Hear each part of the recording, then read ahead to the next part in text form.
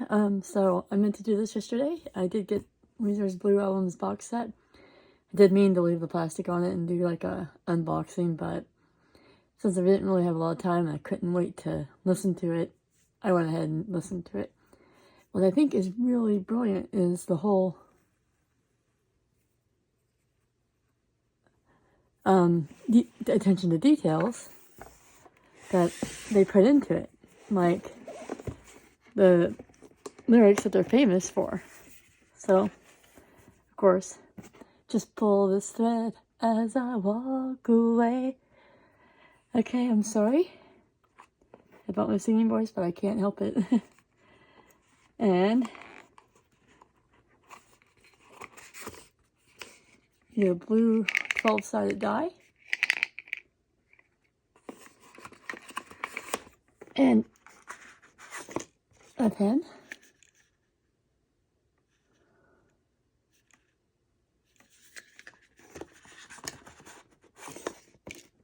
I think that's all. Yeah.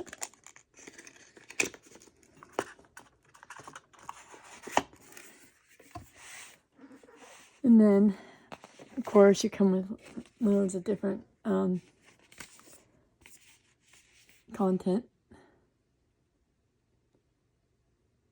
Haven't listened to this yet.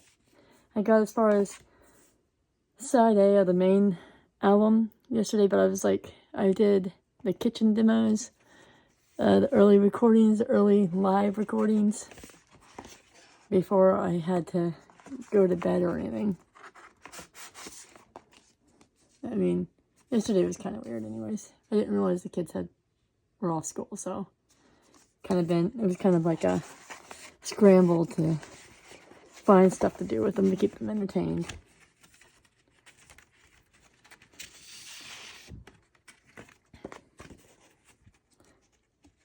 I'm sorry about my ring light not really giving me much room to show you guys their contact sheet type prints here.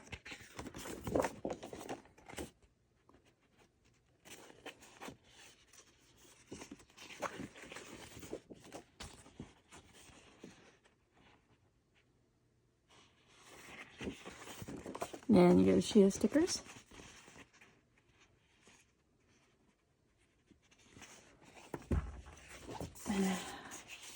Yeah, I'm sorry, this video is a little cramped as well. I just couldn't think of any other way to do this. Now those were the fun extras. There's a poster in here somewhere too. I mean, I think I put it on the very back as I was going. Then of course you've got the main album that was remastered. And I mean, it sounded really good to me. But I'm not like trained to listen for a lot of stuff. Trained.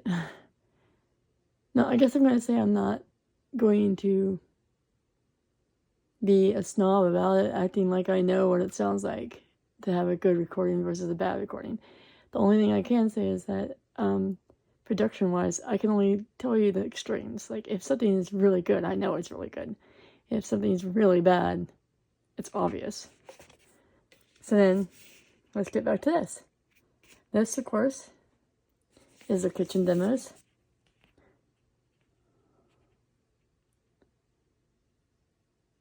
And to be honest with you, what's really awesome about this is you get to hear the demo, and you kind of also get to hear the progression of that song when it ended up on the album. And I think this one is their early recordings. And this one is definitely good too. It's sort of the same way with the demos. And I don't know how I'm going to say that. How I'm going to word what I want to say. So, and this is the early live recordings. I really like the live recordings too, with the fact you can hear them talking about the stuff before they start playing. Alright, so then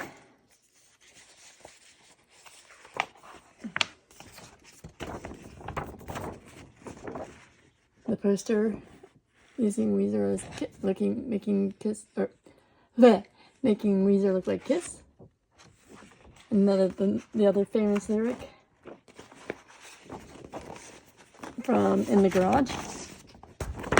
And as I said, I think that when you have box sets like this, that's what I like about them, is this like unique little details that fans would eat up, just because it's so cool to think, oh yeah, I remember that lyric from that song or whatever. I mean, I pre-ordered it. I did miss out on the one that was like the full sweater, but that thing was like $400 to $500. But then again, Weezer was supposedly meant to sign it if you had ordered from their website. But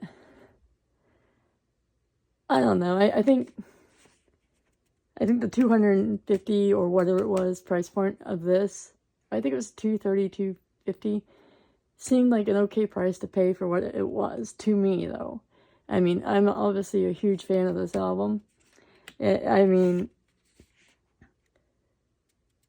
came, well, looking at the official release date was like May 10th, 1994. And I believe, like, it's like I like to think around, it was like the Super Bowl time of year that my dad passed away in 1994.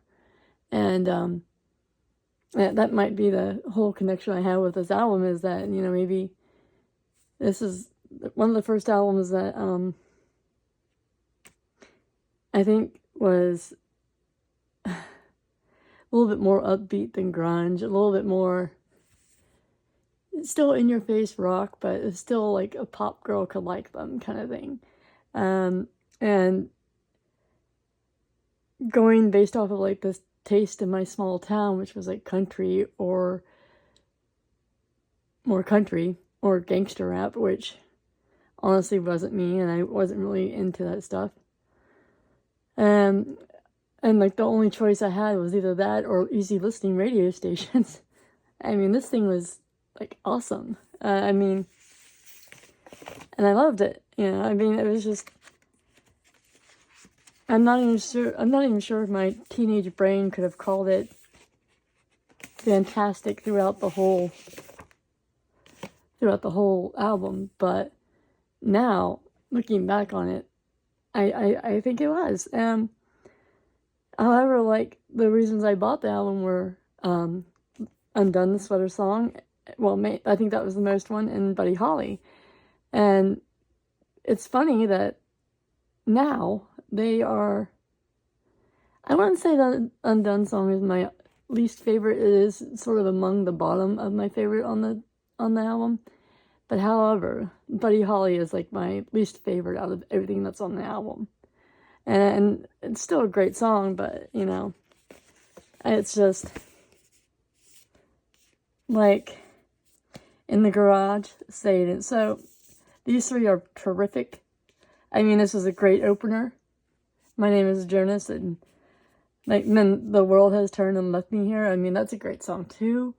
And then you hit the very end of it with Only in Dreams, and that exit of the guitar and everything. It was, how could you end an album on that? And, you know, it was really hard for them to follow up, in my opinion, which is probably why I've never really got into them past the Blue Album. And that's, you know, not their fault. You know, just they had like the perfect debut album in my brain, and I couldn't get past that. And other than that, it's just, I really thought that there could have been more to link the Blue Album to the rest of the band stuff, for me, in my opinion, just because the way I connected with it through Only in Dreams. Because I mean, like I said, it was just such a powerful ending that could have pulled you into the next album, or it could have, like me, turned you off listening to the rest of the stuff. So it was a two-sided sword for them on that one. But I mean, I didn't get this because I just wanted another box set. I got this because it came out kind of like an important time in my life. I was a freshman in high school. I was 15 or 16 at the time. And I was probably just blossoming into the kind of music I liked individually. And, I mean, it was just the perfect album to like as, like, the first album I liked outside of the realm of pop that I've carried on to this day that I still like. Because, I mean, I did buy things like, the album that Black Hole Sun was on for, I just had the name of it, Soundgarden, from Soundgarden, and of course, Smashing Pumpkins, Siamese Twins, and I actually had the album on a record too, and I mean, that was, I did go from a cassette and buy the CD for them and end up getting the record, but that too, like, transitioning from the cassette to the CD was a little while, but I believe with Weezer, I probably got the cassette because I was just starting to buy CDs because I had just been given my first CD player like 3 months after the release of it. So I probably immediately bought the CD.